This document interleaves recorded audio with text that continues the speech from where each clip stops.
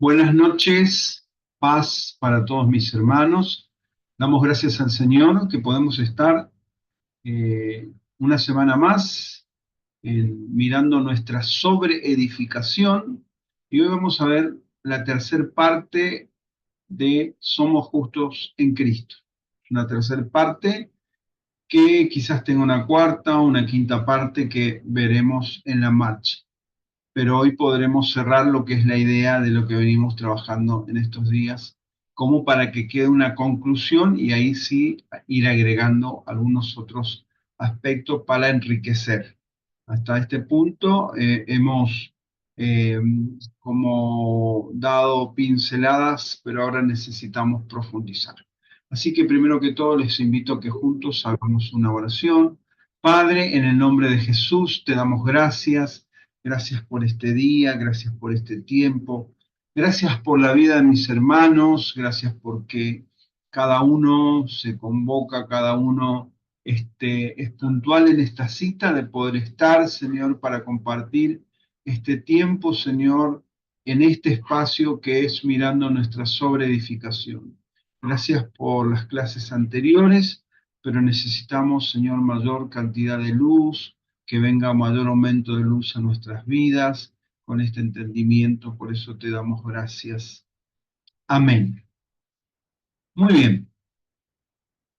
Vamos a arrancar y vamos a ir viendo el material, profundizando en el entendimiento.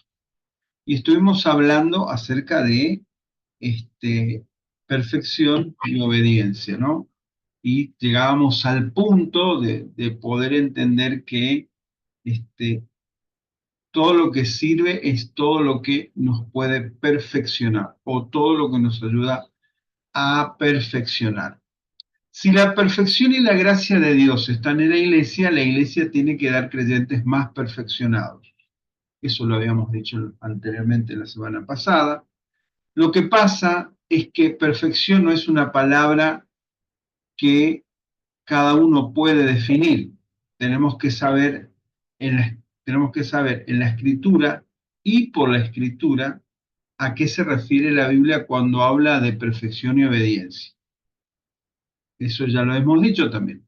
Cuando se instala un pensamiento de perfección, va a inspirar a la obediencia. ¿Cuál es el resultado que sale de allí?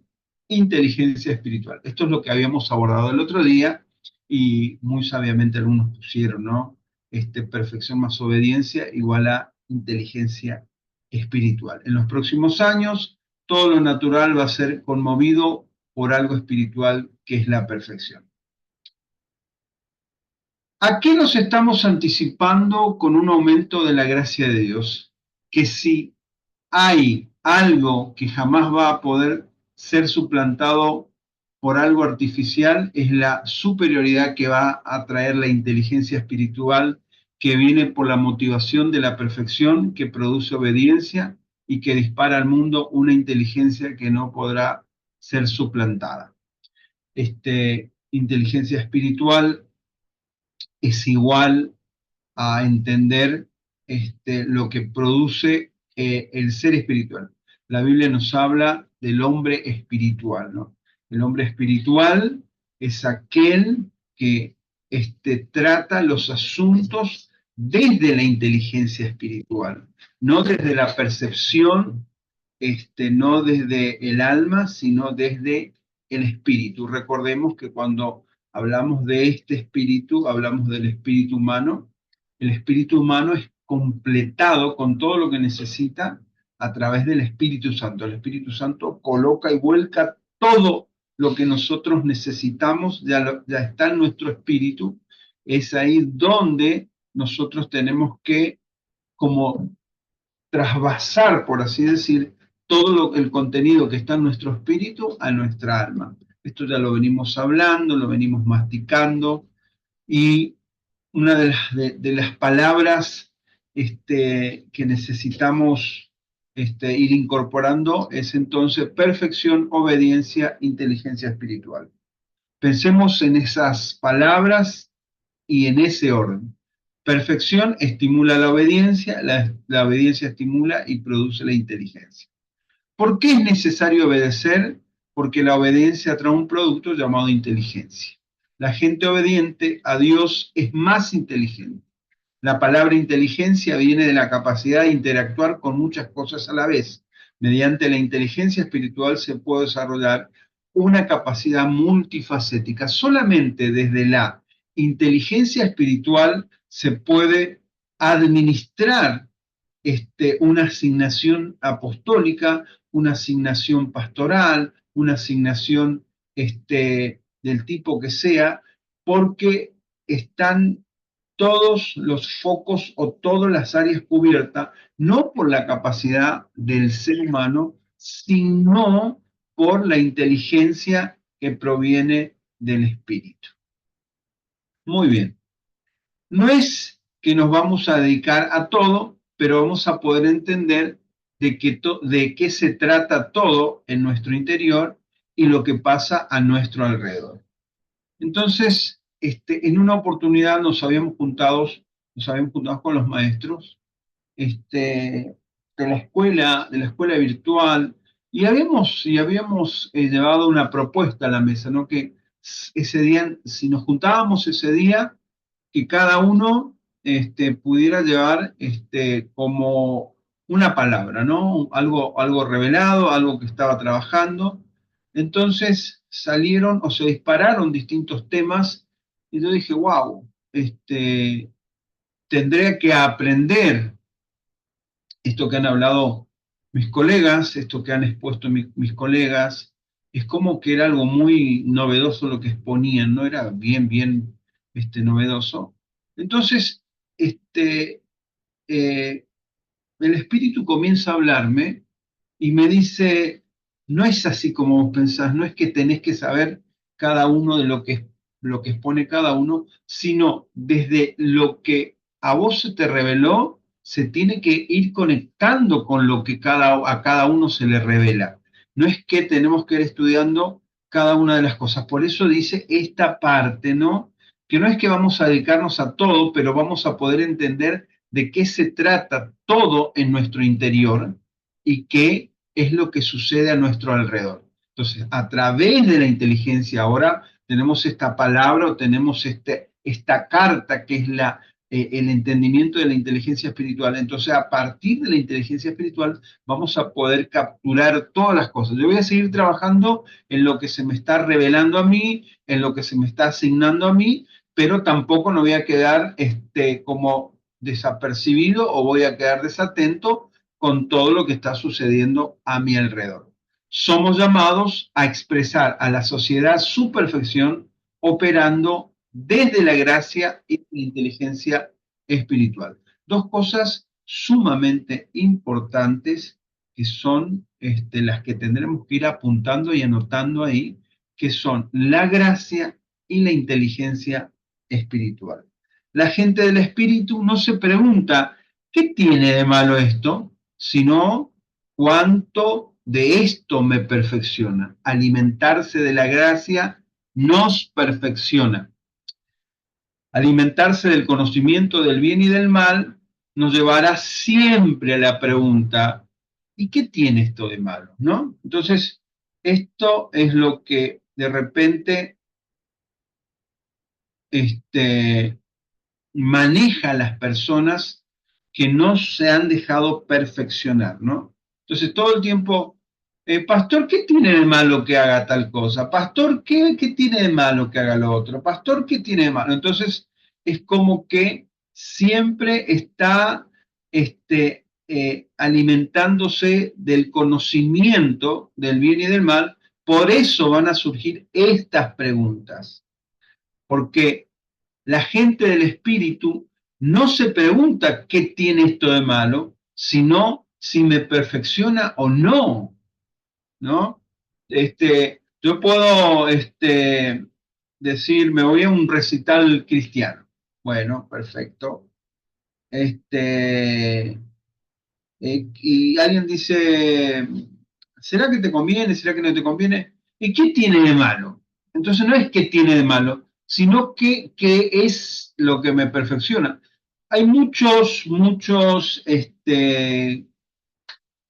conjuntos, es una apreciación personal, muchos grupos que venden las entradas más caras que ir a verlo, no sé, aquí en la Steam, no sé, ir a verlo a los Rolling, a Paul McCartney, no sé, venden más caras las entradas cristianas, por ahí dice que adoran al Señor y venden las entradas más caras. Entonces, vos decís, ¿qué hace esto? ¿Me perfecciona? ¿No me perfecciona? Entonces no es que tiene de malo, sino si sirve o no sirve a mi perfección. Si vos me decís, mira, quiero ir a escuchar un rato música, quiero ir a escuchar algo que quiero sacarme las ganas de escuchar, nada más, bueno, perfecto, listo. Pero no es que tiene esto de malo como para justificar algo que estás haciendo.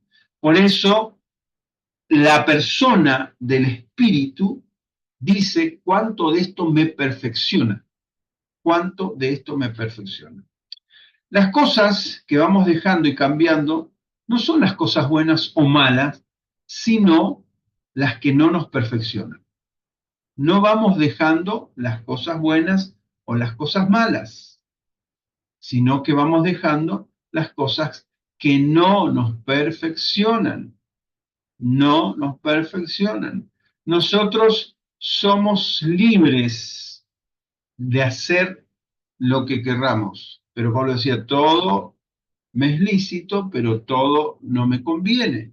Entonces, voy cambiando, en lugar de decir esto es bueno o esto es malo, voy diciendo, ¿me perfecciona esto? ¿No me perfecciona? Eso es lo que tenemos que aprender.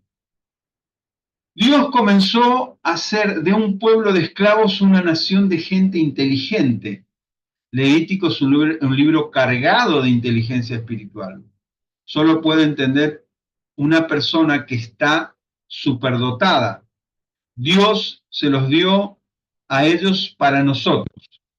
Dios no es el faraón. Debemos erradicar el pensamiento esclavista influenciado por Egipto. Cuando hablamos del pensamiento esclavista o el pensamiento egipcio, estamos hablando de la forma de pensar que uno puede llegar a tener influenciada por el mundo, ¿no? Por eso la gratitud es mucho más que dar gracia, es, es un estado interior de una persona que esté libre. La fiesta era para que aprendieran sacrificio perfecto. Ningún esclavo tiene estas dos capacidades, gratitud y conciencia de pecado. ¿Qué daño hace en la vida de un ser humano la esclavitud del pecado? Lo hace desgraciado, perdón, lo hace desagradecido y lo hace sin entendimiento del pecado. Entonces, no solamente lo hace desgraciado, no solamente lo hace desagradecido, sino que lo hace sin entendimiento del pecado. Entonces, el pecado, ¿qué es lo que el pecado que hace? Es, bueno, seguimos. El pecado, y eso que puse bien claro, era 8:30, entró tarde, interrumpió, ustedes están de testigos. Vamos a editar esa parte. Entonces, esa mentalidad esclavista, esa mentalidad del pecado, es la que no solamente nos hace desagradecidos, sino que nos hace no entender el pecado. En las escrituras vemos dos tipos de sacrificios, ¿no? Esto para ir entrando ya en lo que vamos a ir construyendo. En las escrituras vemos dos tipos de sacrificios. El sacrificio anual y el diario. El primero representa un sacrificio eterno y el otro era para una limpieza diaria. Es lo que hace el pecado en la vida. ¿Qué es lo que hace el pecado en la vida del hombre? Lo hace ignorante de la realidad de pecado, lo hace ingrato y sufre de pérdida de conciencia de pecado. Entonces, eh,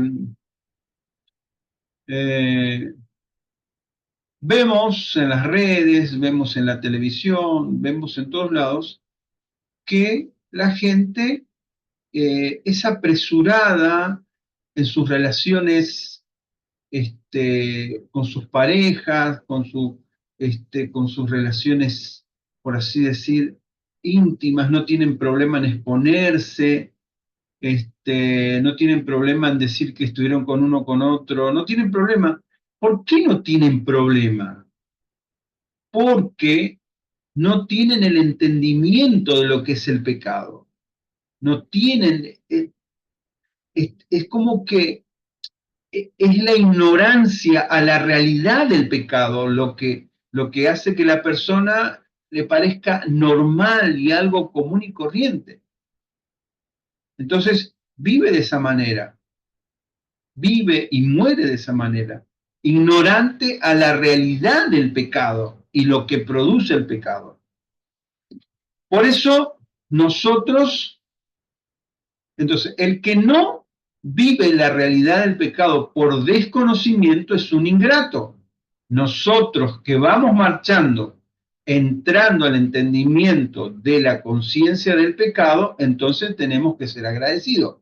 Porque si el que ignora es desagradecido, el que conoce tiene que ser agradecido.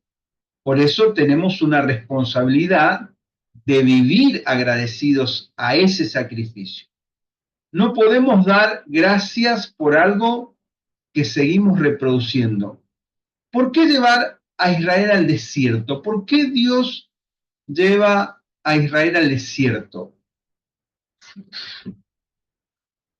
Siempre, siempre me pregunto esto, ¿no? Porque resulta ser que donde quería llegar el pueblo de Israel era donde inicialmente vivía, donde vivía Jacob y toda su familia. Es decir, que se fueron de la tierra prometida para ir a buscar alimento a Egipto, pasaron 400 años y volvieron a su tierra. Es decir, que salieron de su tierra y volvieron a su tierra. Ese era el lugar donde tenían que estar, ¿no?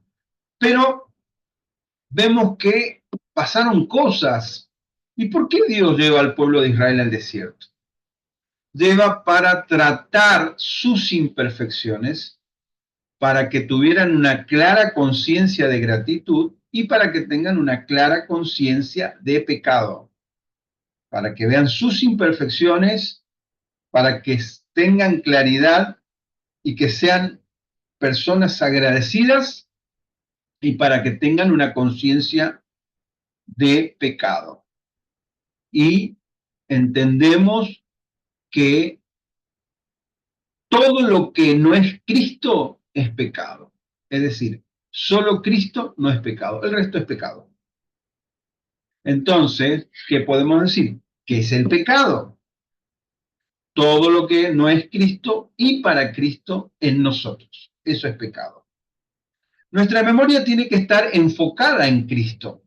Segunda de Corintios, capítulo 4, versículo 6, dice, porque Dios me mandó que de las tinieblas resplandeciese la luz, es el que resplandeció nuestros corazones para iluminación del conocimiento de la gloria de Dios en la faz de Jesucristo. Analicemos este versículo, por favor. Veamos este versículo. Y dice, porque Dios, que mandó que de las tinieblas resplandeciese la luz, es el que resplandeció en nuestros corazones para iluminación del conocimiento de la gloria de Dios en la faz de Jesús. Esta palabra es importantísima porque la luz de Cristo es la que resplandece en nuestro interior, en nuestro corazón, dice, e ilumina el conocimiento de la gloria de Dios. Es decir, que la luz de Cristo viene y nos alumbra para que nosotros veamos, alumbra nuestros corazones, para que sea iluminado, entonces si es iluminado, va a ser visto, para que sea iluminado lo de Cristo que está en nosotros. Para eso viene, dice, que mandó que de las tinieblas resplandeciese la luz, es decir, que nosotros no nos podíamos ver Pero cuando resplandeció la luz, esa luz nos permite que nosotros podamos ser iluminados en el interior y que podamos ver el conocimiento de la gloria de Dios en la faz de Jesucristo en nosotros, en nosotros. Entonces hay que trabajar esto, de ver en nosotros a través de su luz cuánto de Cristo se está desarrollando en nosotros, cuánto de Cristo está aumentando en nosotros. Y cada vez más nos damos cuenta que es un trabajo interno en su totalidad, que es un trabajo muy de adentro, es un trabajo de edificación muy para adentro, trabajo muy para adentro, porque hay cosas que todavía están desorganizadas y están como todavía en falencia en nosotros, entonces necesitamos acomodar. Tenemos que ver a Cristo y cómo resplandece en nuestro interior y cómo nos muestra. La luz de Dios está buscando al justo dentro nuestro. Es decir, que la luz busca, ¿vieron como esas luces que utilizan los buzos que andan en las profundidades? Esas luces así que son direccionadas porque están buscando algo en las profundidades del mar. La luz de Dios está buscando al justo dentro nuestro. La luz viene para buscar al justo que está dentro nuestro, a Cristo. Dios no pone los ojos en nuestros errores. Él quiere que veamos a Cristo en nosotros y su formación. Viene la luz para poder buscar a el justo, a Cristo en nosotros, no en nuestros errores, no en nuestros errores, sino a Cristo y su formación en nosotros. La santidad que opera en la gracia es la que te deja perfeccionado. Debemos enfocar la memoria en la obra de la cruz, lo que produjo esa cruz, la gloria del sacrificio de esa cruz. Por eso todo tiene que ver con lo que sucedió en esa cruz, ese momento eterno, pero qué es lo que sucede en nosotros con respecto a esa cruz todos los días. Por eso debemos trabajar con las nuevas generaciones para que se implanten pensamientos de perfección en esta nueva generación. Hay que trabajar arduamente para abrazar este pensamiento de perfección. En Génesis 27 vemos que Dios quería perfeccionar a Abraham, buscaba desarrollar mayores rangos de confianza hacia él. No debemos de pensar en los momentos difíciles. ¿Cómo me perfecciona? Si no lo entiendo, volveré a fallar. Cuando la gracia abunda, el pecado comienza a retroceder. ¿Qué quiere el Señor de mi vida? ¿Qué es lo que el Señor busca de mi vida? ¿Qué es lo que Él todos los días quiere encontrar en mi vida? Quiere encontrar ese rango o ese desarrollo de perfección, esa acción de que se está perfeccionando en mí. La perfección no debe ser a mi manera. La perfección no es a mi manera, pensando que yo voy colocando los parámetros. Esta perfección es una persona que habita en mi espíritu. Esta perfección es Cristo y Él pone los parámetros. No es a mi forma, sino que es a su forma. Esta perfección es por gracia y no por ley. La congregación, la casa paterna, mi vida, tendrá que ser transformada por la gracia para perfección. Dios queda absolutamente comprometido cuando una medida de perfección se manifiesta en la tierra. Es decir, que cuando nosotros manifestamos esa perfección, Él está comprometido con nosotros. Por eso, preocúpate por la calidad, Él hará crecer la cantidad, ¿no? A veces esto lo tipo que se utiliza para como paños fríos o paños ¿cómo se diría? Como un analgésico para nuestro corazoncito, ¿no? los que somos pastores. Decimos, no somos muchos, pero estamos buscando calidad, ¿viste?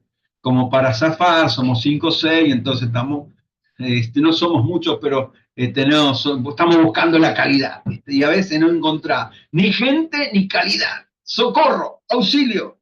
Entonces, lo que sí tenemos que hacer es trabajar para adoptar esa calidad. Él hará crecer la cantidad. Es decir, que Él va a hacer lo que tiene que hacer en cantidad numérica. ¿Cuál es la diferencia de Pablo con los demás apóstoles? Los demás reprodujeron otras cosas sin darse cuenta que produciría perfección. Es decir, el resto de los apóstoles aportaron muchísimas cosas, ¿no? Pero Pablo era un capo, era un genio, ¿no? Entonces todo lo que hacía tenía un motivo de ser y era muy, sabiendo, midiendo cada palabra y lo que quería que se produzca con cada palabra. Muy pocos creyentes entienden lo que significa conciencia de pecado. Una conciencia de agradecimiento es hacer fiesta en todo tiempo, es decir, no tienen conciencia de pecado. Y dijimos anteriormente, si tenemos conciencia, somos conscientes de pecado, entonces seríamos agradecidos al desconocer o al no tener conciencia de pecado, entonces uno no es agradecido. Por eso, si muchos creyentes entenderían el significado de la conciencia de pecado, vivirían de fiesta en fiesta todo el tiempo por agradecimiento. Hacer fiesta era un recordatorio que fuimos llamados para vivir una vida perfecta ante los ojos de Dios. Y para esto hay que tener un corazón agradecido y conciencia de pecado. Agradecimiento y conciencia de pecado. Cuando cuando en un corazón no hay palabras de agradecimiento y continua conciencia de pecado, lo que hay es una vida que irá en decadencia. Ojo, será una vida que irá en decadencia. Por eso tiene que haber un agradecimiento de continuo y tener esa conciencia de pecado.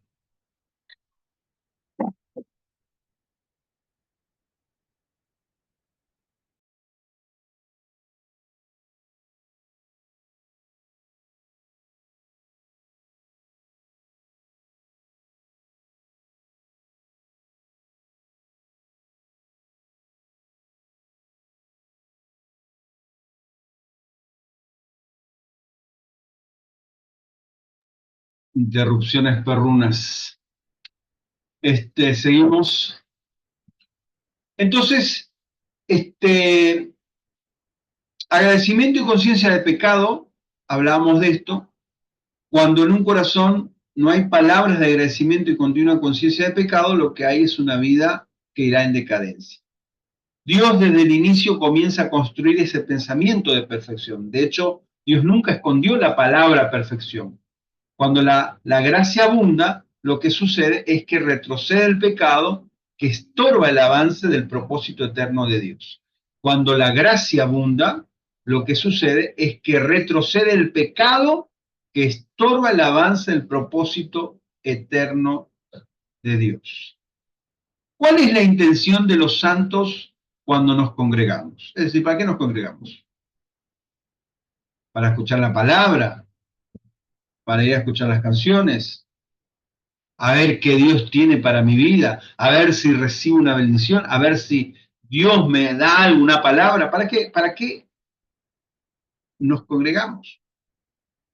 Lo que Dios quiere de nosotros es perfección, pero la perfección que Dios demanda y espera, Él mismo la suple por medio de su gracia. Él mismo la suple por medio de su gracia. ¿Qué sucede cuando un corazón permanece agradecido? Permanece consciente de Cristo en su interior. Permanece consciente de Cristo en su interior. Entonces, ¿qué es conciencia de Cristo? Es entender quién nos habita todo el tiempo. Y como decíamos estos días, es como la mamá que está embarazada, la mujer que está embarazada va a ser mamá. Entonces, tiene conciencia de su hijo todo el tiempo, así sea una pequeña semilla, así sea un pequeño embrión ahí de semanas, tiene conciencia y sabe que algo está sucediendo en su vientre. No es que un día se levanta y anduvo todo el día por ahí, me había olvidado que estaba embarazada. No, tiene conciencia. Nosotros necesitamos tener esa misma conciencia de qué es lo que nos habita a nosotros. Si nosotros tuviésemos más conciencia y entendimiento de lo que nos habita, no hablaríamos tantas pavadas como hablamos.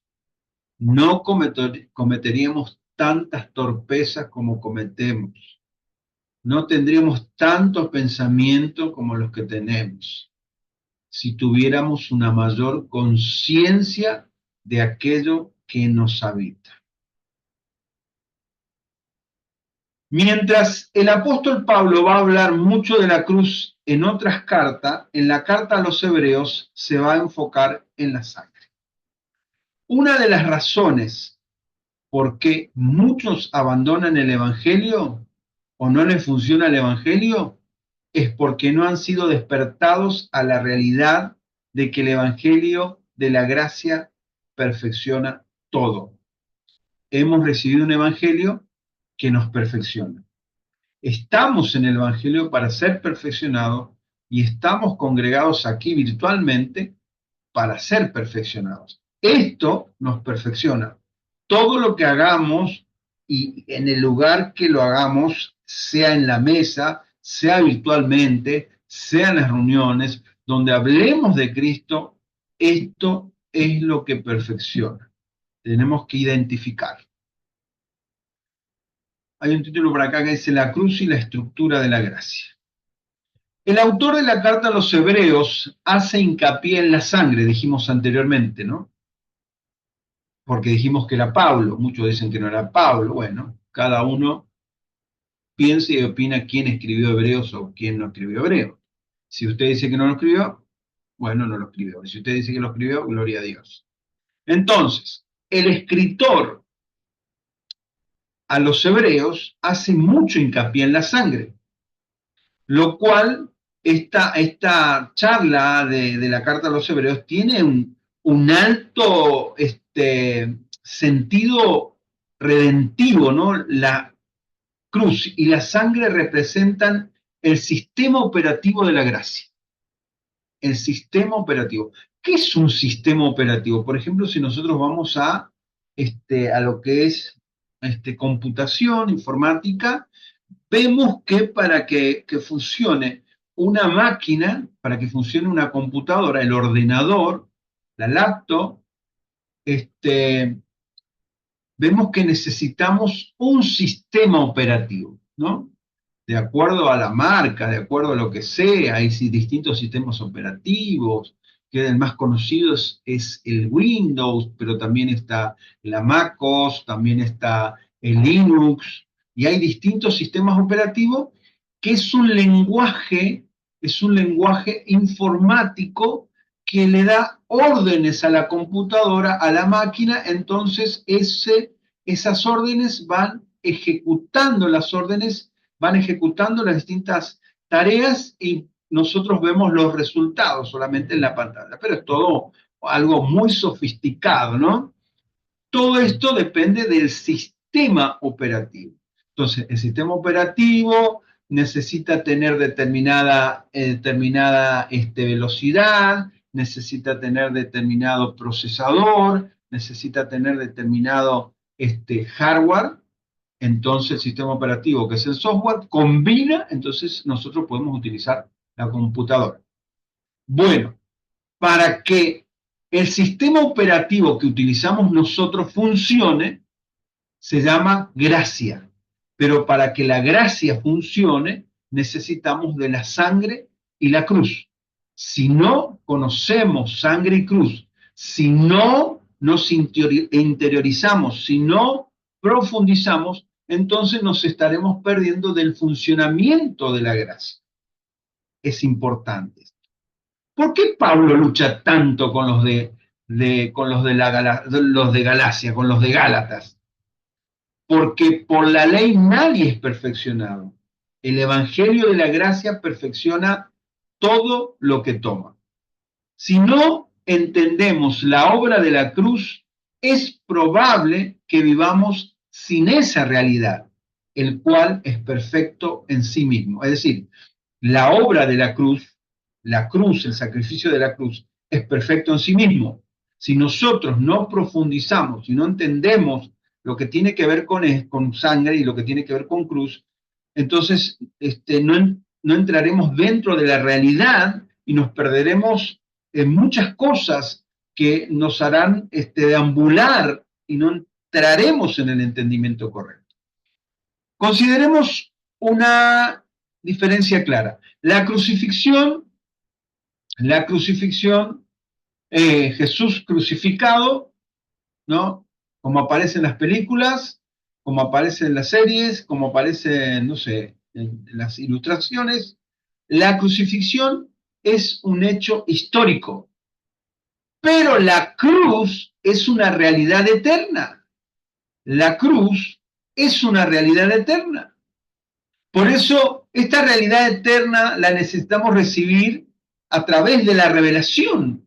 Necesitamos que la revelación nos haga ver este hecho eterno, este momento eterno. Y siempre apunto, ¿no? Que es eterno porque está en un presente continuo. ¿Y por qué está en un presente continuo? Porque aquel que se convirtió, aquel que recibió a Cristo hace 50 años atrás, se le impartió Cristo y le impartió todo lo que necesitaba esa persona. Y nosotros que recibimos a Cristo ayer, se nos impartió ayer Cristo. No es que se terminó 25 años después de funcionar, no. Es algo eterno que se sigue impartiendo. Es algo que está suspendido en la eternidad y sigue fungiendo desde la eternidad. Por eso tenemos que hacer la diferenciación. Por eso necesitamos de la revelación, porque no tiene que ver con un razonamiento, sino que necesitamos entenderlo a través del Espíritu. Es un sacrificio eterno revelado. Por eso el Señor apunta y nos dice, quiero que miren mi cruz. Entonces nosotros nos imaginamos los palos cruzados y decimos, sí, Señor, miramos tu cruz. Pero es desde nuestro interior, desde nuestro espíritu, poder capturar la cruz. Estar anclado en el evento histórico vela la victoria eterna de la cruz y no nos permite vivirla.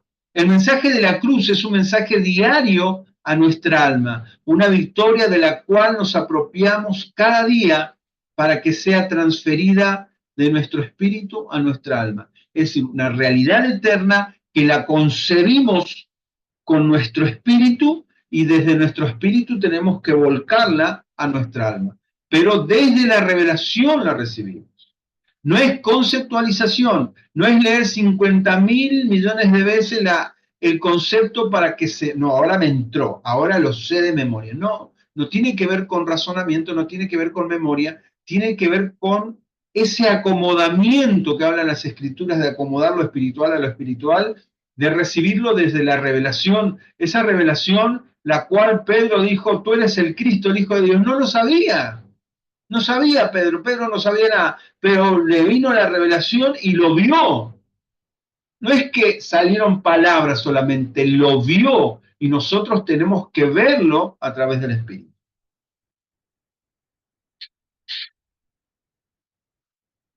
En las Escrituras vamos a encontrar un patrón que necesitamos identificar y seguramente si hacemos las tareas correspondientes, no solamente lo vamos a ver en esto que voy a mencionar, sino que voy a comenzar a verlo en muchos otros ejemplos. En las Escrituras siempre vamos a encontrar este patrón: la muerte, la sepultura y la resurrección. Esto es un patrón: muerte, sepultura y resurrección. Este patrón lo encontramos, por ejemplo, en el tabernáculo. Está el atrio, que representa la muerte, el lugar santo, la sepultura, y el lugar santísimo, la resurrección.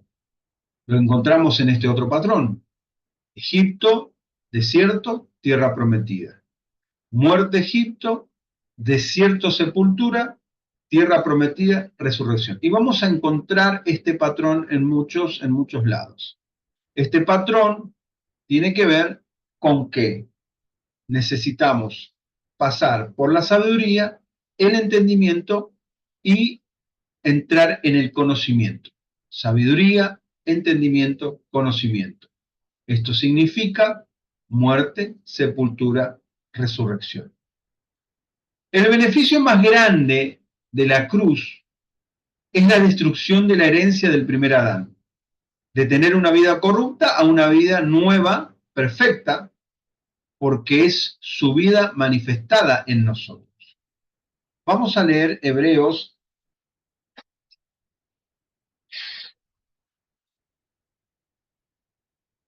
Hebreos capítulo 2, versículo 3. 2, 3.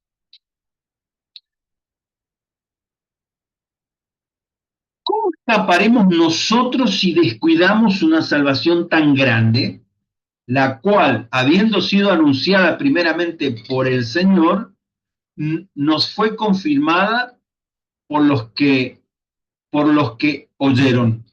La salvación que han descuidado. Entonces, ¿cómo veo el tamaño de la salvación? Viendo el tamaño del sacrificio. La salvación es mucho más grande. Hay una ley que es la ley de Austin Márquez y habla y dice, esta ley es la ley de la primera mención. La ley de la primera mención es un principio hermenéutico. ¿Qué es lo hermenéutico? El término hermenéutica del griego hermeneutike, que corresponde en latín a interpretari, o sea, el arte de interpretar los textos especialmente sagrados para fijar su verdadero sentido. Entonces, la ley de la primera mención es el principio hermenéutico que se utiliza para interpretar la Biblia. Este principio establece que la primera vez que aparece una palabra, frase, concepto en la Biblia, contiene una verdad fundamental. Por eso cuando hablamos de salvación, esto es, o acá se cumple la ley de la primera mención. Aparece grande la palabra salvación, aparece enorme la palabra salvación, porque aparece y nos impresiona esa palabra. Eso sería la ley de la primera mención. Esto se utiliza cuando se analizan los textos, ¿no? La salvación no es la liberación de un problema. La salvación, borren ahí en sus bosquejos, en su lista, la salvación no es la liberación de un problema, es una persona. La salvación es el conocimiento de una persona, es el conocimiento de Cristo. Que nuestras palabras pudieran decir, no me salves de la prisión, dame a tu hijo. No me salves del problema, dame a tu hijo. Lo que nos salva es el conocimiento de su hijo. Lo que nos salva es el conocimiento de Cristo. El conocimiento de Cristo no es un toque espiritual que te deja temblando y que te caes. Eso no te salva. Lo que te salva es el conocimiento de Cristo. Lo verdaderamente malo es todo lo que Cristo no absorbe en mí. Todos los creyentes recibimos esta salvación de manera inicial, pero no todos disfrutan de esta gran salvación. Un evangelio como solución de problemas y no una persona está errado. Si vemos un evangelio como solución de problemas y no al evangelio como una persona, esto está errado. No es lo mismo predicar sobre sanidad que sanar. El problema del hombre está en el vacío de Cristo. El problema del ser humano es el vacío de Cristo. Y a veces como que tenemos una clasificación y clasificamos y decimos, sí, los inconversos, los que no conocen a Dios, y nosotros los cristianos. Pero si nosotros hacemos un análisis profundo, no todos están hablando de la verdad.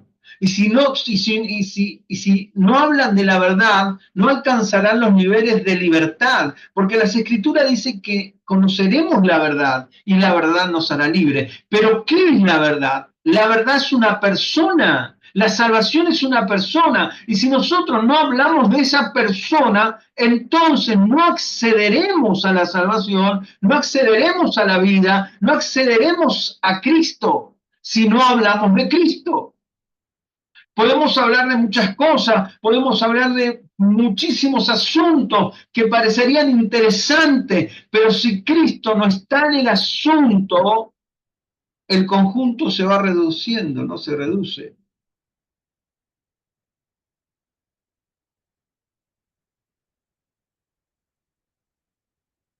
Dios está resolviendo lo que el hombre necesita. Escucha esto. Dios está resolviendo lo que el hombre necesita, no lo que el hombre quiere. No es lo que vos querés. Mírame acá la cara. No es lo que vos querés. No es lo que vos querés. No es lo que vos querés. Es lo que necesitas.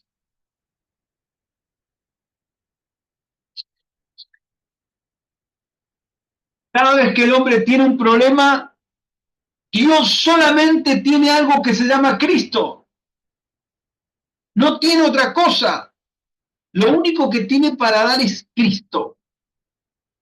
La sangre derramada en esa cruz y la sabiduría que fluye de esa cruz, eso es lo extraordinario, porque no es solamente el sacrificio de la cruz, no es el derramamiento de la sangre, sino la sabiduría que hay en ese derramamiento al cual no hemos accedido, por eso nos disfrutamos de esa cruz.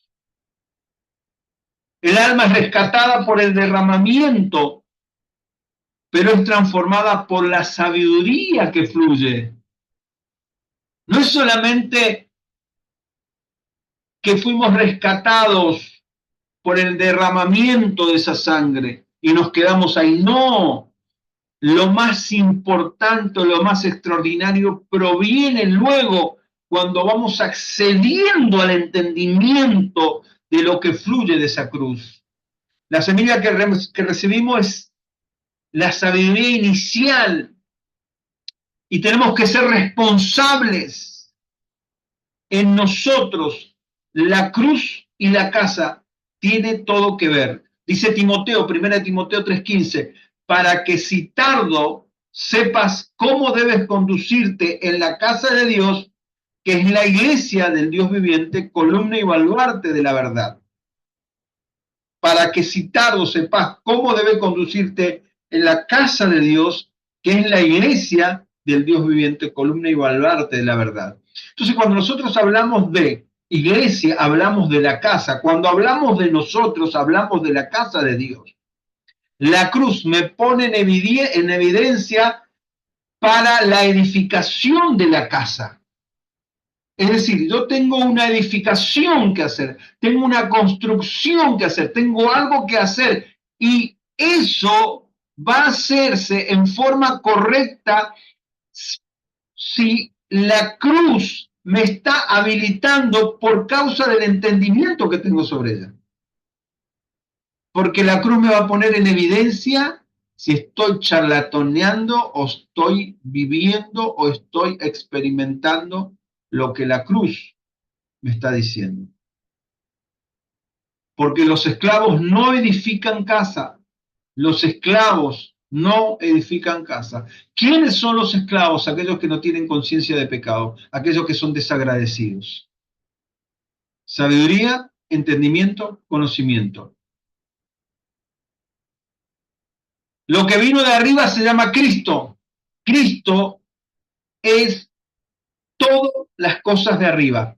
Él es el cielo en la tierra. Viste que nos imaginamos cualquier cosa. el cielo en la tierra es Cristo habitando en nosotros. Así que sacate todos esos pensamientos que tenés en la cabeza. Es Cristo habitando en nosotros, el cielo en la tierra. ¿O qué pensabas que iban a, no sé, nubes, que son nubes blancas, no sé, angelitos? No, el cielo en la tierra es Cristo habitando en nosotros. Generalmente pasa que cuando un predicador, el que está enseñando, el que está ministrando, habla de la cruz de Cristo, rápidamente nos vamos a la foto, nos vamos a la imagen del Monte Calvario. Eso es un error. Esto es lo que llevó al escritor de los Hebreos a decir que no descuidemos esta salvación por la envergadura de lo que contiene, de lo que es inmensamente grande, de lo que es tremendo. No perdamos de vista esta salvación tan grande. Todo lo que recibimos de Dios viene en forma de semilla, dándonos a entender que nuestra participación es colaborar en el desarrollo de todo lo que Él da. Estamos reunidos aquí virtualmente porque nuestra realidad interior y la de nuestros hermanos afecta al resto del cuerpo de Cristo, la casa de Dios. Es decir, no es que listo, loco, si vos no entendés, arreglate, yo sé todo, manejate, no sé. No, no me preocupo porque necesito que puedas entender la responsabilidad de la perfección y la responsabilidad de que puedas capturar el mensaje de la cruz y ese mensaje te pueda afectar y ese mensaje te haga vivir otra realidad. ¿Cómo traemos la realidad del cielo a la tierra?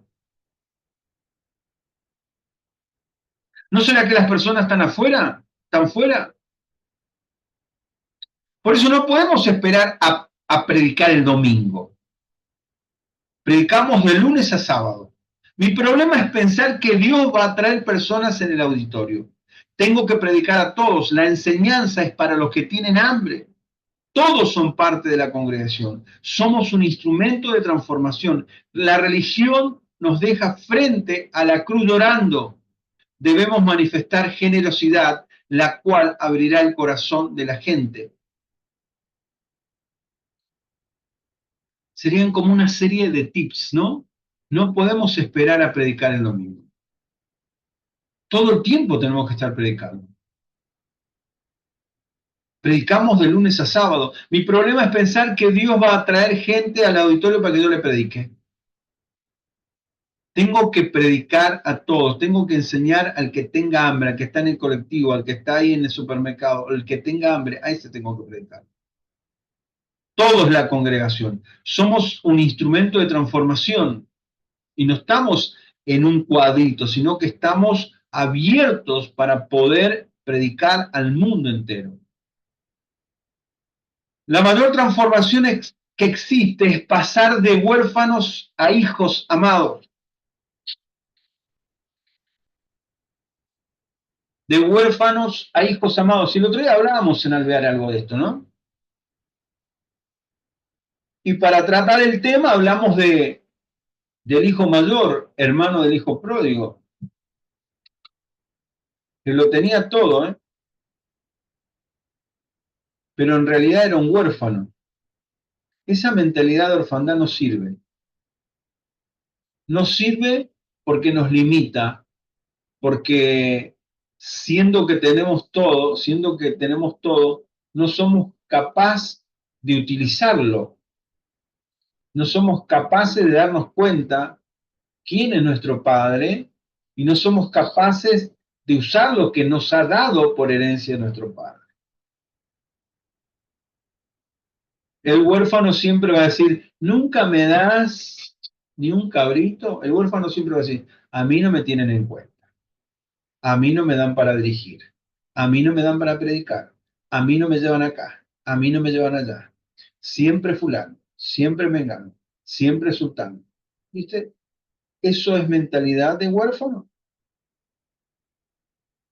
Por eso, la mayor transformación es pasar de ser huérfanos a hijos amados.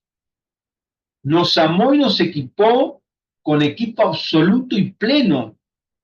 En la medida que conocemos lo que operó nuestro espíritu, podemos avanzar en el trabajo. Para practicar pecado no hay que valorarse, ¿no? Uno no se valora. No nos cuesta pecar hasta el día en que entendemos el valor de lo que tengo dentro. Es decir, yo voy a pecar si no me doy cuenta de lo que tengo dentro, siempre voy a ir pecando, no voy a tener conciencia de lo que tengo. Por eso la gente que se vive quejando, a vos te digo, justamente a vos te quería encontrar en ese asunto, pero te la pasás quejando, a vos te quería decir, gente quejosa es gente en la que no puede ver lo que tiene adentro. La gente que se queja es la gente que no puede ver lo que tiene dentro. Si murmuramos es porque no valoramos lo que tenemos dentro. El dominio propio comienza teniendo conciencia de lo que tengo dentro. El dominio propio comienza valorando, comienza entendiendo, comienza entrando en conciencia de lo que tengo dentro. La vida es la que importa, es el vaso que contiene el contenido más glorioso, que es Cristo. Por eso Pablo le decía, ¿no?, a Timoteo, cuídate de ti mismo. No se trata de egoísmo, sino se trata de orden. Hacer ejercicios regulares nos mantendrá enfocados. Sí, valés. La obra de la cruz te quita el poder, le quita el poder al viejo hombre. Revaloriza tu vida por su gracia. Todo se trata de una nueva configuración. Se borra todo lo anterior y se le da un formato nuevo. Dios está restaurándonos de manera apropiada y saludable acerca de nuestro valor, El hombre se desvalorizó, pero eso se terminó. Somos transformadores porque podemos tocar a alguien con lo que nos porta. ¿Cómo mantener esto en el tiempo? Esa pasión por transformar. ¿Cómo?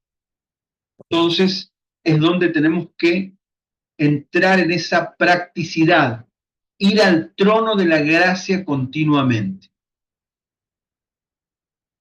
La cruz fue una provisión eterna. El trono es una provisión diaria. La cruz fue una provisión eterna. El trono es una provisión diaria. Tenemos dos cosas importantes: la cruz y el trono. La palabra nos enseña de que entremos confiadamente al trono de gracia donde encontremos el oportuno socorro. Entonces, la cruz nos trajo esa provisión eterna y el trono es una provisión diaria. Ir al trono de la gracia todos los días, donde cultivamos inteligencia espiritual por el Espíritu. Entonces, ¿cómo vamos desarrollando la inteligencia espiritual? Cuando vamos al trono de la gracia, donde encontramos el oportuno socorro. Ahí nos alimentamos, ahí nos retroalimentamos. Es algo necesario que tenemos que practicar. Ir al trono de la gracia y ahí vamos a cultivar la inteligencia espiritual por el Espíritu. Esto para nosotros va a ser una escuela de inteligencia espiritual. La escuela de la inteligencia espiritual es el trono de la gracia. Es ahí donde Dios te enseña, es ahí donde Dios te habla. El trono de la gracia, ¿dónde está el trono de la gracia? El trono de la gracia está dentro de nosotros, en el Espíritu. Entonces, ¿viste que dice el libro de San Juan que Él busca adoradores que le adoren en espíritu y en verdad? ¿No? Entonces, ¿dónde está la verdadera adoración? ¿Dónde encuentra los verdaderos adoradores? En el Espíritu. ¿En nuestro espíritu está el entrenamiento de adorarle? ¿O cómo sería adorar en el espíritu? Ahí adentro sucede. En esa parte que es nuestro espíritu, ahí es donde aprendemos a adorar. Y luego es afectada nuestra alma, y luego es afectado nuestro cuerpo, como veíamos el otro día. Lo expresamos con nuestro cuerpo, pero la adoración comienza en nuestro espíritu.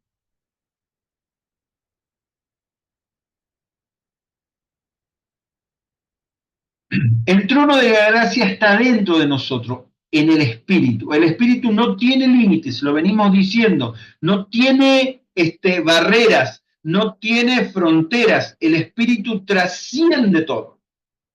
Porque en este momento es como que estamos en un cuarto y estamos todos juntos en el espíritu. No estamos separados por la distancia, sí temporal, pero no estamos separados espiritualmente. Estamos todos juntos porque tu espíritu está en el trono de la gracia. Porque tu espíritu está sentado juntamente con Cristo en lugares celestiales. Y mi espíritu también. Entonces estamos en el mismo lugar. No hay dimensión, no hay barreras, no hay fronteras. Mi cuerpo no es la frontera de mi espíritu, no es que mi espíritu está queriendo salir y no puede porque no, se expande, se extiende. El espíritu fue sellado con el sello del Espíritu Santo. Volvernos más expertos en la vida espiritual. Por eso Pablo dice que tenemos que andar en el Espíritu. Por eso la recomendación es vivamos en el Espíritu. No se puede pasar de carne a espíritu en un segundo. Viviendo en el Espíritu vamos a cultivar la inteligencia espiritual y van a salir respuestas sin saber cómo. Sabemos que lo único que Dios espera en el tiempo es que una generación pueda entender cómo la gracia, cuya expresión fue la obra de amor de su Hijo en la cruz, nos hace plenamente efectivos para cumplir su voluntad. Cuando tenemos las palabras adecuadas, tenemos un gran avance. Lo más esencial en este Evangelio es la gracia. Debemos crecer en gracia. Avanzamos, la cruz y su sabiduría. ¿Cómo podemos saber si estamos en el entendimiento apropiado de ese mensaje? ¿Cómo lo sé? Por mi propia vida, porque experimenta la cruz. La cruz se hace real. No es lo mismo ir a la cruz que entender la obra de la cruz. Entender la obra de la cruz requiere de sabiduría. ¿Cómo entender la obra de la cruz? Sabiduría, entendimiento, conocimiento. Este patrón que aparece en las Escrituras. Después de la cruz viene la casa de Dios. Es decir, después del entendimiento de lo que sucede en la cruz todos los días, entonces viene la construcción de la casa de Dios, que es el cuerpo, que es la iglesia, que es Cristo en nosotros. ¿Cómo es esto de que tengo que crucificar mi alma? Crucificar el yo es un asunto de universidad. Esto significa que a este entendimiento se arriba después de otro entendimiento. Dios necesita que mueras a ti mismo para cumplir su propósito, porque si no morimos vamos a querer presentar nuestros propósitos y nosotros no tenemos propósitos. Lo único que tenemos son ideas corruptas, ideas personalizadas, ideas que tienen que ver con nuestro orgullo, que tienen que ver con nuestra vanidad. Por eso no tenemos propósito. Nosotros participamos del propósito que Dios nos invita a que participemos. Dios nos amó cuando no éramos limpios, cuando no estábamos crucificados. Le decimos a la gente que tiene que morir cuando todavía no sabe que es amado. Él nos amó aunque no estábamos limpios.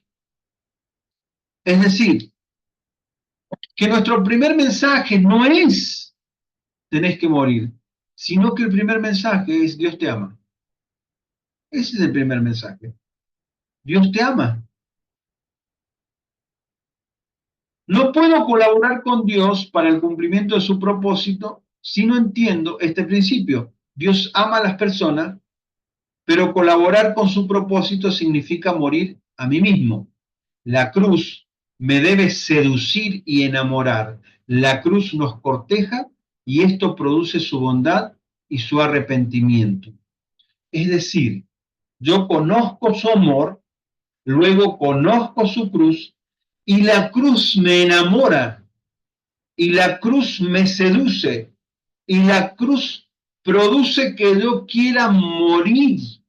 No que alguien me diga, tenés que morir. No, tengo que conocer su amor, tengo que experimentar la cruz y luego querer morir, porque lo que nosotros hemos hecho es agarrar y llevar a la rastra a la gente y moriste de una vez, crucificate de una vez por todas, moriste de una vez. Y no es así, necesitamos experimentar su amor más que nunca y entender que esa cruz nos va a seducir. Decía, ¿no? Me sedujiste y fuiste más fuerte que yo y me venciste. ¿Viste Jeremías que decía esas palabras? La cruz tiene el mismo efecto, nos seduce para que muramos. Mi comunión no descansa en mi santidad, descansa en su Hijo, de conocerlo a su Hijo. No habrá víctimas de la cruz. Morir por amor no cuesta. No se pone los ojos en mi muerte, sino en su muerte. No muero a mí mismo para ser salvo. Él me ama. Voy a orar porque sé que Él me ama. Cuando vas a orar, vas a hablar con alguien que te ama. ¿Qué imagen tenés de Dios cuando orás? Nunca sabré cómo orar si no sé con quién estoy. No se trata de la forma, sino con quién. Cuando comienza la oración, ¿cuándo comienza la oración? Cuando sé que Él me ama. No quieres orar. Cuando no quieres orar, cuando se volvió una actividad de la carne y no un encuentro con un amado. Si no entiendo que soy amado, menos entenderé qué significa el crucificar el yo. Necesito extraer de la cruz la sabiduría. Y parece que cuando estamos entendiendo algo, parece que surge algo nuevo y parece que queremos escaparnos. Pero si no sé con quién estoy orando, menos voy a conocer lo de la cruz. La doble expresión de la cruz, esto lo venimos como minuciosamente soltando todos estos días, en las predicaciones en todos lugares estamos soltando. La doble expresión de la sangre de Cristo según la enseñanza de Hebreos, según enseña Hebreos. Entonces, dos aspectos de la sangre. La sangre que derramó en la tierra. Esta sangre que derramó en la tierra es la sangre que quita el pecado para siempre. Todos los que estamos acá, más todos los que hemos creído en Él nos perdonó para siempre. Es una sola vez y para siempre. Esto es para todos, pero no todos entran y disfrutan esto. Tenemos que entender y disfrutar. Dios no está perdonando gente, Dios ya perdonó. Dios no está perdonando gente, Dios ya perdonó todo lo que tenía que perdonar. Ese es el primer aspecto. Pero hay otro aspecto de la sangre, la que llevó en sí mismo para llevar al trono de la gracia. Una en la tierra y otra en el trono celestial. En el tabernáculo celestial está la sangre rociada en el trono. Es la sangre que nos limpia diariamente. Esta sangre rociada desde el altar es la que limpia todos los días la conciencia. Es la misma sangre en sustancia, pero no en función. Es la misma sangre que tiene dos funciones. La misma sangre en sustancia, pero tienen dos funciones. La primera nos ha limpiado una vez y para siempre. La segunda es la que nos limpia todos los días. Es la que nos limpia todos los días. En el antiguo pacto trataba con el hombre una vez al año. En el nuevo pacto trató el pecado por toda la eternidad. Hebreos 9:11 dice lo siguiente.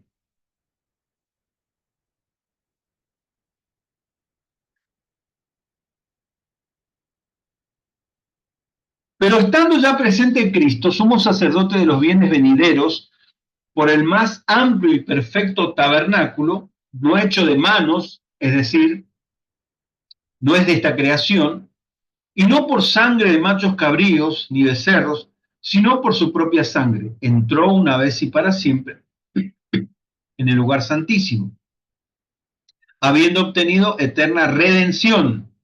Porque si la sangre de los toros y de los machos cabríos y las cenizas de la becerra rociada a los inmundos santificaban por purificación de la carne, cuanto más la sangre de Cristo, el cual mediante el Espíritu Eterno se ofreció a sí mismo, sin mancha a Dios, limpiará vuestras conciencias de obras muertas para que sirváis al Dios vivo. Mirá lo que dice acá, limpiará vuestras conciencias de obras muertas para que sirváis al Dios vivo.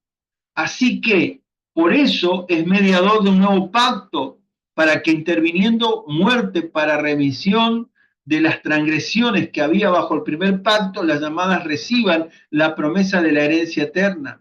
Porque donde hay testamento es necesario que intervenga muerte del testador, porque el testamento con la muerte se confirma, pues no es válida entre tanto que el testador vive, de donde ni aun el primer pacto fue instituido sin sangre, porque habiendo anunciado Moisés todos los mandamientos de la ley a todo el pueblo, tomó la sangre de los becerros y de los machos cabríos con agua, lana, escarlata y sopo, y roció el mismo libro y también a todo el pueblo, diciendo, esta es la sangre del pacto que Dios os ha mandado. Y además de esto, roció también la sangre en el tabernáculo de todos los vasos del ministerio.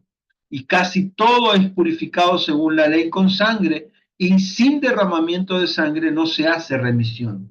Fue pues necesario que las figuras de las cosas celestiales fueran purificadas así, pero las cosas celestiales mismas con mejores sacrificios de estos, porque no entró Cristo en el santuario hecho de mano, figura del verdadero, sino en el cielo mismo para presentarse ahora por nosotros ante Dios. Y no para ofrecerse muchas veces, como entra el sumo sacerdote en el lugar santísimo cada año, con sangre ajena. De otra manera, le hubiera sido necesario padecer muchas veces desde el principio del mundo, pero ahora, en la consumación de los siglos, se presentó una vez para siempre por el sacrificio de sí mismo para quitar en medio del pecado, y de manera que está establecido para que los hombres mueran una sola vez y después de esto el juicio. Así también Cristo fue ofrecido una sola vez para llevar los pecados de muchos y aparecerá por segunda vez sin relación con el pecado para salvar a los que le esperan. Entonces, decíamos inicialmente, antes de la lectura, el antiguo pacto trataba con el hombre una vez al año, el nuevo pacto trató el pecado por la eternidad. Incluye todos los pecados futuros, todavía no pecaste y Él ya te perdonó. La iglesia necesita dejar de pedir perdón e ir a la confesión. Tiene poder de limpiar nuestras conciencias. Perdón eterno, ese perdón eterno incluye perdón diario para un sacrificio.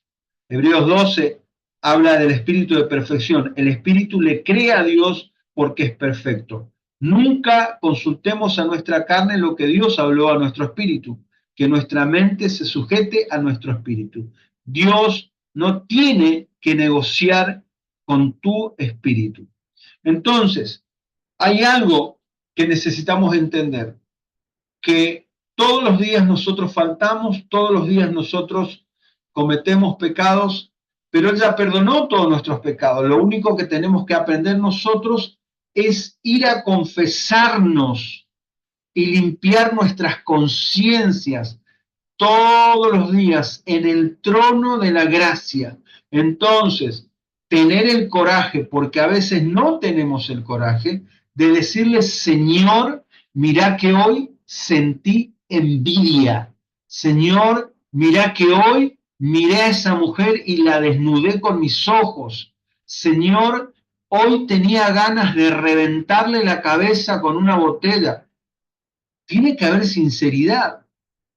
No, el Señor conoce mi corazón, no, el Señor conoce mi corazón. A otro perro con ese hueso.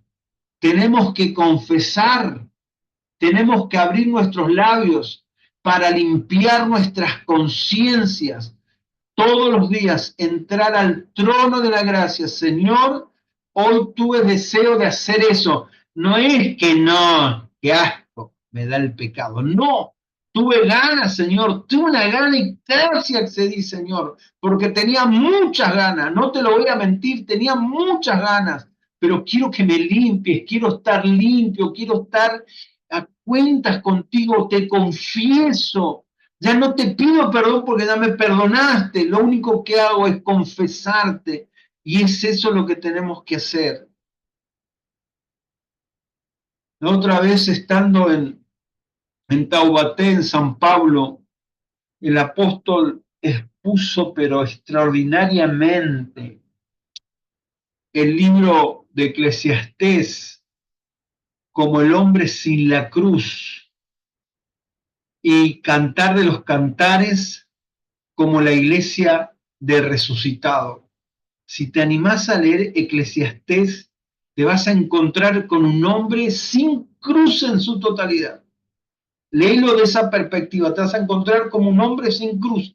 Ahora, si te doy este consejo, le vas a encontrar sentido al libro de Eclesiastés. Un hombre sin cruz.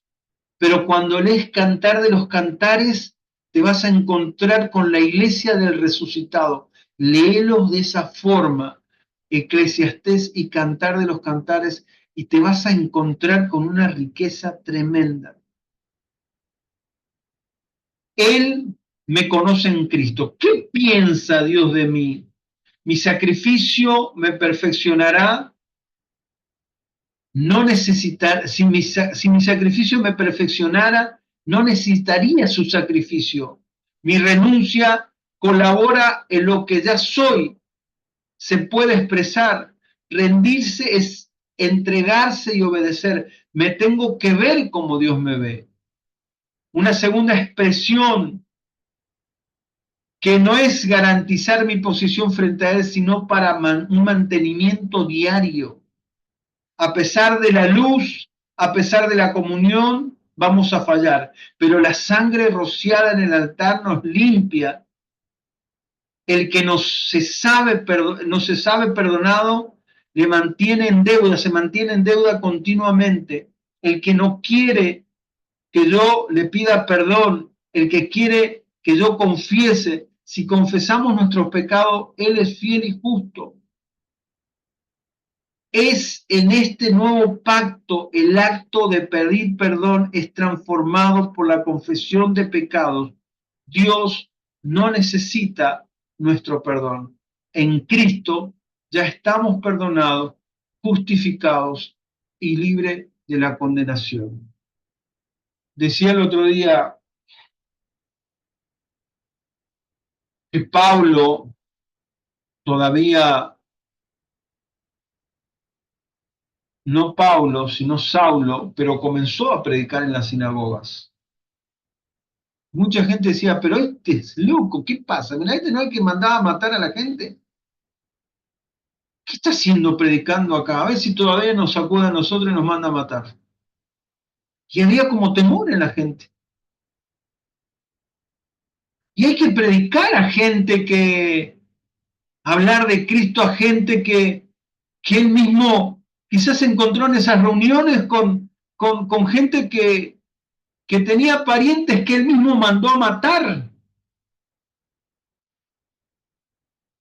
Hay que tener agallas, ¿no? Para enfrentarse a una persona a quien abusaste, a quien mentiste, a quien estafaste.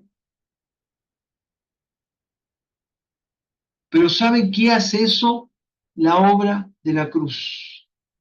Si no podemos absorber, si Cristo no nos puede absorber, no tendremos la limpia conciencia para hacer lo que tenemos que hacer. Él ya nos perdonó, somos justos en Él, somos libres, fuimos perdonados, no hay condenación para los que estamos en Cristo. Por eso ella nos limpió. Si no podemos lograr que Él nos limpie, tendremos que hacer el trabajo para que venga ese entendimiento. Si no te sirve ir todos los días al trono de la gracia y pedirle al Señor, Señor, limpiame con esa sangre, me confieso, busca un líder, busca un ministro, decirle, orá por mí, yo quiero confesar esto, pero me parece que las fuerzas no me dan, parece que no me da la fe, pero quiero. Busca a tu pastor y hagan una oración juntos y libérense. No podemos, no podemos hacer lo que hay que hacer afuera si nosotros mismos no estamos libres de la condenación. No podemos hacer lo que hay que hacer en los barrios, en las provincias, en las naciones, si todavía hay condenación en nosotros. Fuimos limpios. Que la cruz se nos siga revelando con mayor intensidad, que esa sangre podamos aplicarla. No podemos entrar como que todavía hay en nosotros, no, porque falté, porque me pasa esto. No, somos libres. Ya no hay más condenación. Todo el sistema de condenación ya cayó y caducó en nuestras vidas. Que podamos disfrutar, el disfrutar Cristo, disfrutar al Hijo, es encontrarnos con esa cruz, encontrarnos con la sangre y encontrarnos con esa cruz, que es ese sistema operativo de la gracia. Tiene que manifestarse gracia. Dice que las gracias se dieron para la perfección de los santos, pero si no hay cruz, si no hay sangre, no vamos a poder perfeccionar, porque no vamos a poder soltar esa gracia necesaria que el Señor nos pueda seguir redireccionando a todo lo que tenemos que seguir aprendiendo en este tiempo. Señor, en esta noche yo te doy gracias. Gracias, Señor, por el sacrificio de la cruz. Gracias por esa sangre que cayó, Señor, en la tierra, y por esa sangre soy limpio. Ya fui limpio. No necesito, no necesito mencionarlo todo el tiempo. Ya fui limpio. Ya fui limpio, ya fui perdonado. Ya fui perdonado por los pecados que cometí, por los que por los que cometeré mañana. Ya soy perdonado. Pero quiero entrar, Señor, a esa rutina, Señor, de entrar al trono de la gracia, donde está rociada la sangre, y tomar de esa sangre y aplicarla sobre mi vida, limpiarme, pero también te confieso, Señor. Quiero aprender a confesarte, Señor. Quiero aprender, Señor, a sacarme todo lo que me trae, Señor, estorbo, todo lo que me estorba, todo lo que impide tu fluir en mi vida. Quiero aprender a confesarlo, Señor. Todo orgullo encubierto, toda falsa espiritualidad. Quiero exponerla delante de ti, Señor. Quiero confesarme, quiero limpiarme. Todos los días estamos lidiando con esto, pero queremos limpiarnos, Señor. Que en esta noche, Señor, la gracia se pueda manifestar de una manera extraordinaria, Señor. Que la gracia pueda desbordar, Señor. Que en esta noche, Señor, esas cargas de pecados, esas cargas que veníamos trayendo porque nos condenaban, esos pecados nos condenaba, había condenación sobre nuestros hombros por causa de que no nos sentíamos dignos, no nos sentíamos perdonados, pero somos justos en Cristo, no hay condenación, estamos en Él, somos libres. Que esta noche podamos respirar, Shekatara basoma brahma kai shalabra maya sahabrais. Y vendrá el acusador y te acordás que hiciste esto y te acordás que hiciste el otro. Inclusive habrá personas que te lo querrán recordar. Estoy sin condenación. Estoy libre en Cristo. Te invito a que también experimentes esta libertad que estoy disfrutando, que estoy abrazando, que estoy amando. Shekatoro makanda rakraka soroya shama kanda rakais. Shekatroba laya sama kanda ramakai samai shamai samais. Gracias Espíritu Santo por este tiempo. Gracias Espíritu Santo por este día, Señor. Gracias Espíritu Santo por tu Hijo, Señor. Que tu Hijo siga aumentando en nosotros, que tu Hijo siga creciendo en cada uno de nosotros. En el nombre de Jesús. Amén.